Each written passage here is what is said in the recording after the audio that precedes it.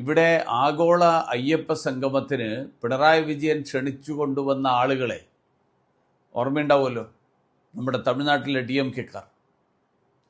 അവർ സനാതനധർമ്മം വൈറസാണെന്നും അതിനെ ഉന്മൂലനം ചെയ്യണമെന്നുമൊക്കെ ആഗ്രഹിക്കുന്നവരാണ് എന്ന് നമുക്കറിയാം. അക്ഷരാർത്ഥത്തിൽ ഇക്കാലം അത്രയും അവർ തമിഴ്നാട്ടിൽ ചെയ്തു പോകുന്നത് അതാണ്. അങ്ങനെ സനാതനധർമ്മത്തെ ഇല്ലാതാക്കാനുള്ള പോരാട്ടം അതാണ് മധുരയിൽ ഈ ദിവസങ്ങളിലൊക്കെ ഇപ്പോൾ അവർ നടത്തിക്കൊണ്ടിരിക്കുന്നത്. ഞാൻ പറഞ്ഞു വന്നത്, മധുര തിരുപ്രംകുണ്ട്രം സുബ്രഹ്മണ്യസ്വാമി ക്ഷേത്രത്തിലെ കാർത്തിക ദീപം തെളിയിക്കുന്നതിനെ കുറിച്ചുള്ള മദ്രാസ് ഹൈക്കോടതിയുടെ മധുര ബെഞ്ച് ദീപം തെളിയിക്കാൻ ഹിന്ദു വിശ്വാസികൾക്ക് അനുമതി നൽകി.